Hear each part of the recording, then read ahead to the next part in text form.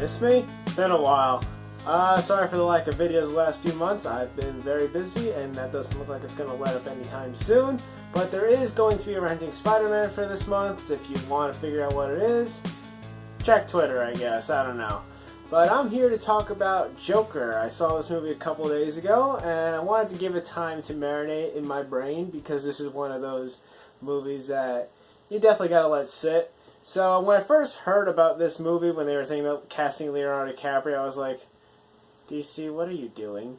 And then when I heard that they casted Joaquin Phoenix, I was like, DC, what are you doing? Because Joaquin Phoenix is one of my favorite actors, but like he's fucking 45 years old and they're doing a Joker origin story. It's gonna be pretty old when Batman comes around.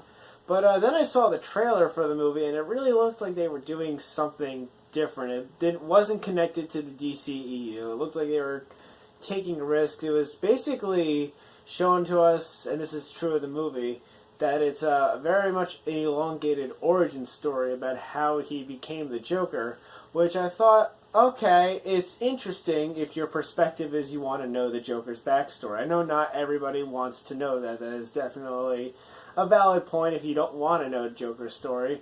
But if you do, that's what this movie is for.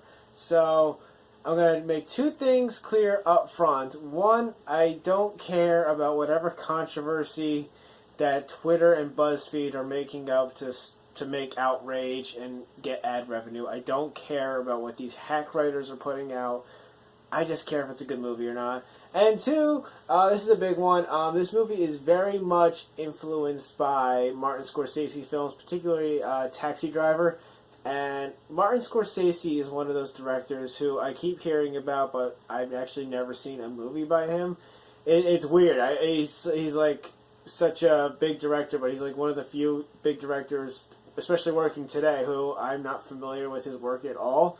So whatever in this movie is pulled from Taxi Driver or other Scorsese films, I can't comment on. So maybe that's why certain aspects could work for me that may be seen as a ripoff to others. So just keep that in mind. So with that said, I thought this movie was fantastic. I really, really enjoyed this movie. Might be, I don't know if I would say it's my favorite DC film, but it's definitely up there, at least in terms of post-Dark Knight, definitely. So, in this movie, it takes place in Gotham, obviously, but it's definitely, it's kind of a period piece because it seems to be taking place in the, I want to say late 70s, and in this, Gotham is a shithole, which makes sense. It was filmed in Newark, New Jersey, and if you've ever been in Newark, New Jersey, it is a fucking shithole. So it transfers seamlessly to the screen. I've been there a lot. It sucks. But, so yeah, it's a complete shithole. It's basically very much making it clear that the wealthy are thriving and just kind of kicking over the poor and unfortunate. And it's getting to the point where the poor and unfortunate are starting to fight back. Now that's the backdrop. That's not the focus. The focus is on Joaquin Phoenix, Arthur Fleck as becoming the Joker. So I'll say up front that I thought Joaquin Phoenix in this movie was fucking fantastic, and that I'm partially biased because Joaquin Phoenix is one of my favorite actors. He's kind of like Christian Bale, where he's like this chameleon. He just kind of blends into whatever you put him in. And I really, really respect that about him. He always throws himself in roles. I don't think I've ever seen a dude sleepwalk. And he really sells this material that could maybe be seen as not as good to some people. He really sells it as being better than it is. Even then, I still think what's on paper is good, but his performance elevates it. And they do... Arthur Fleck is this mix of... or the Joker, I should say. The Joker is kind of this mix of Heath Ledger's Joker and Norman Bates. He's definitely got the Heath Ledger sort of crazy quirks and down to the long hair and just not necessarily the makeup, but the same kind of idea.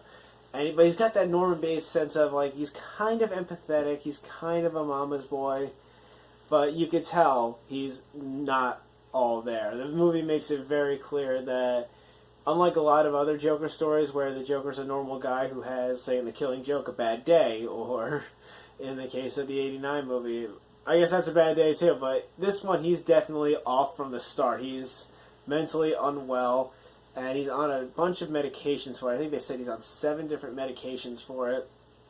And they never clearly say what his issue is, but you know there's a lot of them. And I like that they don't tell you specifically what he's suffering from, because then you know you'd see all these stupid articles like, well, here's how it really works. Joker setting a bad example for mental illness. Because people can't separate art from reality now. I'm sorry, I'm so bitter about stupid outrage culture. But yeah, he's not all there. He has his aspirations. He does want to become a stand-up comedian, but he doesn't understand comedy. They make that very clear. He just doesn't get, like, what's an appropriate setup, punchline, what's the appropriate time to laugh. And, what they do with the Joker's laugh in this movie is a stroke of genius, and I can't believe I haven't seen this before. If it's in a comic or something, you'll have to correct me, but as far as films go, I've never seen this type of implementation of his laugh, and I really liked what they did with it because it was different, and it almost adds like another tragic element to how the laugh is actually insincere in the sense that it's not a genuine laugh and it's not happy. It actually is associated more with pain. So I really liked that. Making him a mama's boy, whatever, fine, I don't care. I know that's kind of a cliche, that doesn't bother me, because this movie definitely blends psychological thriller with a comic book movie, like the traditional comic book movie archetype. Like, it definitely doesn't go one way or the other. It's definitely more interesting than a typical comic book movie, but it can sort of rely on that crutch when some of the psychological aspects don't hit you as much as you'd wish. And I'm okay with that because it does create an interesting blend, and with a character like the Joker, I think you could get away with that. Credit to the director Todd Phillips. This is actually a very well-directed movie. He does a lot of great things with lighting and shot composition, and there's a particular scene where Arthur is staring out the window after a pretty serious event happens, and it's like it's like the lighting in it makes it really look like he's just kind of coming to his own. And the interesting thing about this Joker origin story, and I'm going to keep it spoiler free, but nothing feels intentional. Everything feels incidental. How he becomes the person he becomes feels like it's just falling into chaos. And I think that's a really good approach, especially when Heath Ledger's Joker was all about chaos. So to see a character sort of like this reluctant character sort of fall into chaos is definitely a different way to show the same end result. And after seeing Joaquin Phoenix in this movie, I'm really just like, why do we have Jared Leto at all? God, he was awful. Joaquin Phoenix is so much better, and he's just would not have been my first choice by any means. And I really like that they embraced the circus clown aspect of it, because we didn't have that in live action before. We had, the mafia Joker with Nicholson, the terrorist Joker with Ledger, and then the gangster Joker with Leto. This one is definitely embracing the circus clown aspect without actually being in a circus. It's just part of the job he's working at to dress up that way.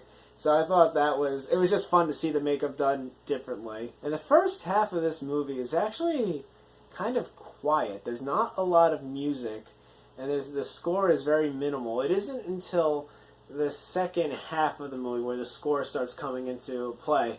And for the most part, it's good. There is the scene where he's revealed with the full makeup that I just didn't think the song choice was appropriate. I kind of felt like I was at a hockey game listening to that. But it all builds to a climax that is just intense. And one of the biggest things with this movie, one of its strengths, is that it's kind of hypnotic. It's very much like Vertigo, Alfred Hitchcock, where you're just watching. There's not much is happening, but you're just watching because you just feel so drawn in. And Vertigo did that with the score and the acting capabilities of Jimmy Stewart. This one relies so much on the acting capabilities of Joaquin Phoenix because the score is so minimal in the beginning, but it works very effectively because as I'm watching this movie, I'm just like on the edge of my seat, just going, "What are we doing? Where is this going?" Because it just grabbed me. I couldn't stop trying to like piece together in my mind like, what is this doing? I was always enjoying it, but I was just always like curious because it wasn't very clear, and I like that. There are some muddled aspects to the overall character building and some of the story aspects that I'll talk about now. These are some of the negatives. There's not really a lot of them, and a lot of them can be chalked up to nitpicks.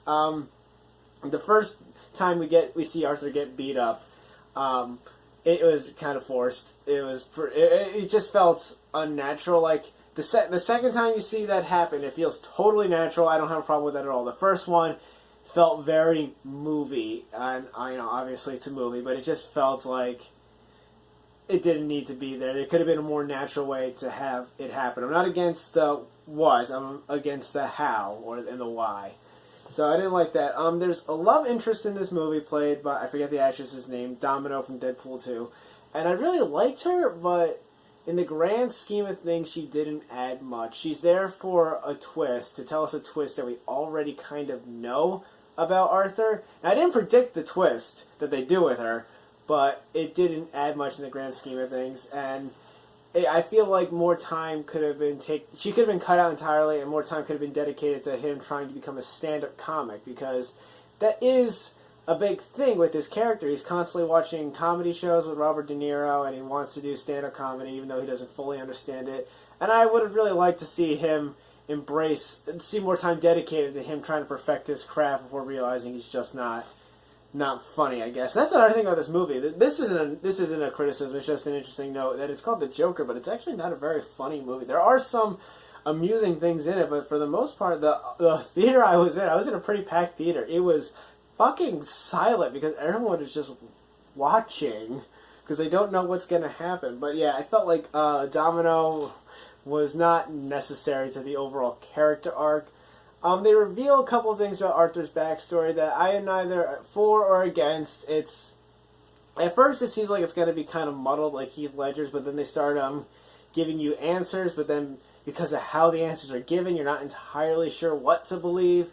I don't have a problem with that. I'm okay with being able to read into it, or if it's just face value, what they present is what it is.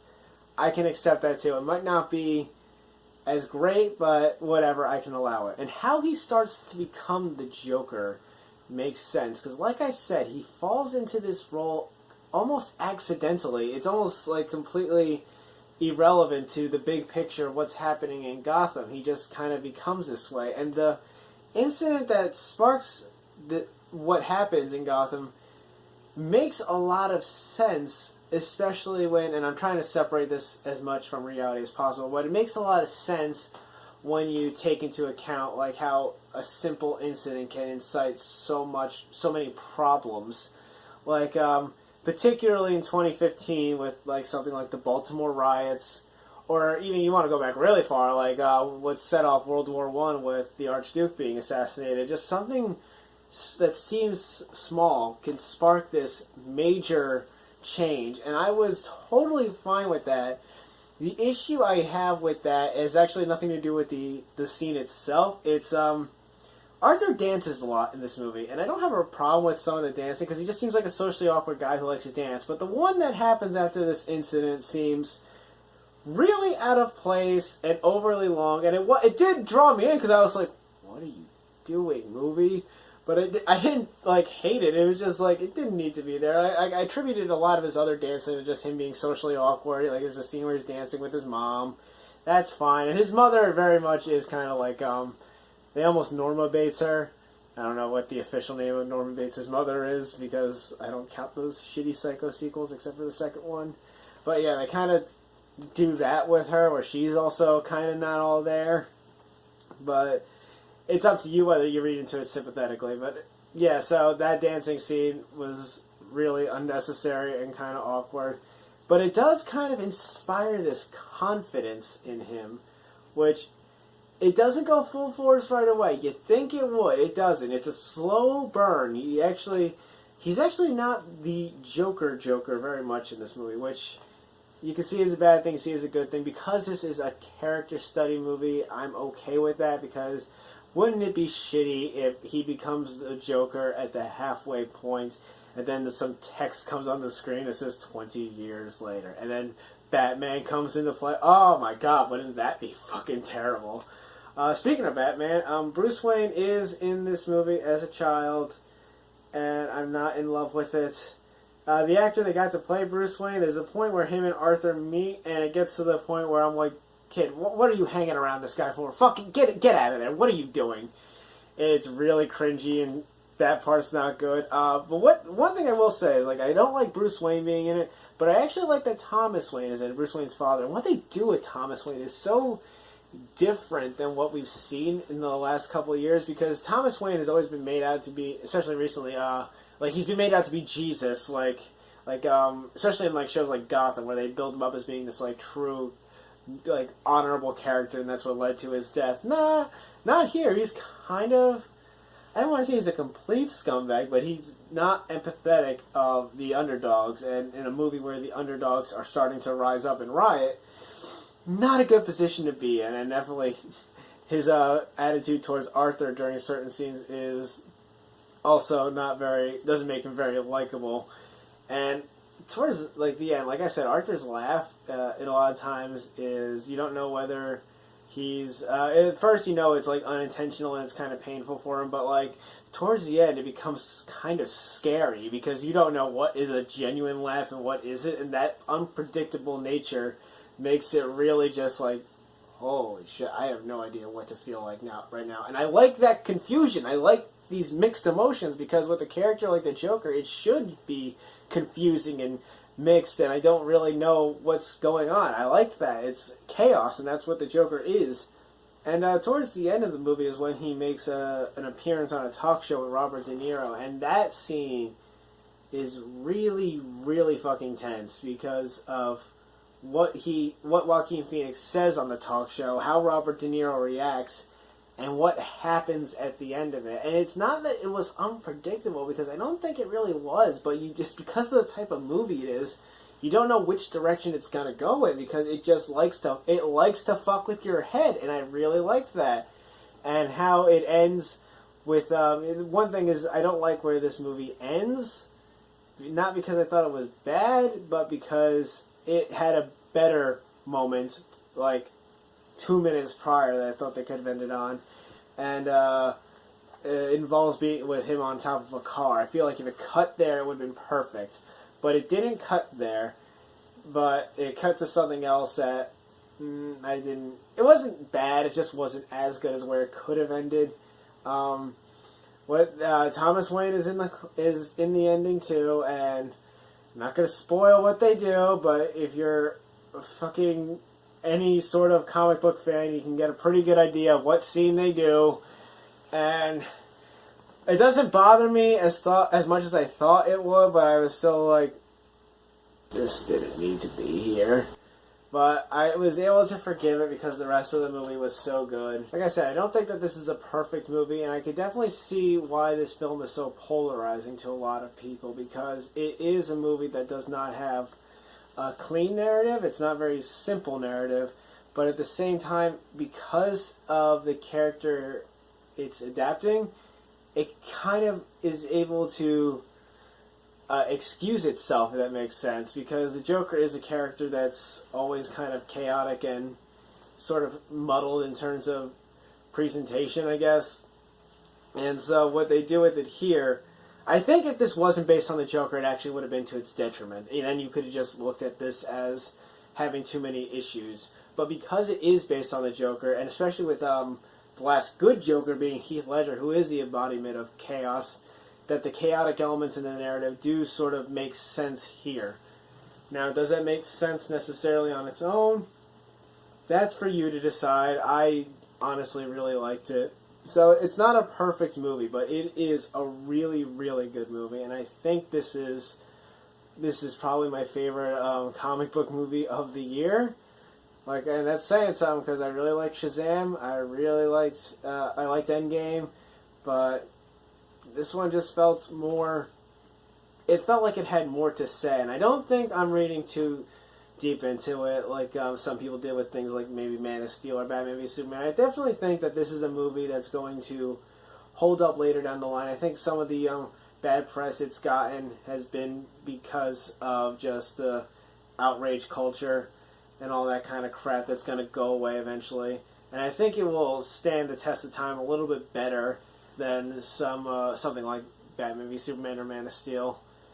But that said, it isn't a perfect movie. It does have issues, but I was thoroughly entertained the whole way through. It was one of those hypnotic movie experiences that just I don't see a lot of anymore, and I'm really happy that I got to see it with an actor I love and a character I love with some solid direction. So my overall score, the final score for Joker, is a 9 out of 10. If it didn't waste a little bit of too much time on the dancing for that one scene and the love interest, I would like it more. But even with those aside and some of the other flaws that are just kind of nitpicky, I would still say this is a fantastic movie that is worth seeing in the theater. I kind of want to see it again, but a lot of that just has to do with Joaquin Phoenix because he is so fucking good. So that's it for this Unmasked movie review. Sorry I have not been making videos. Like I said, I'm busy. I'm going to still be busy, but I am trying to get this next Ranting Spider-Man out before the month's over. So until then, I will see you guys next time.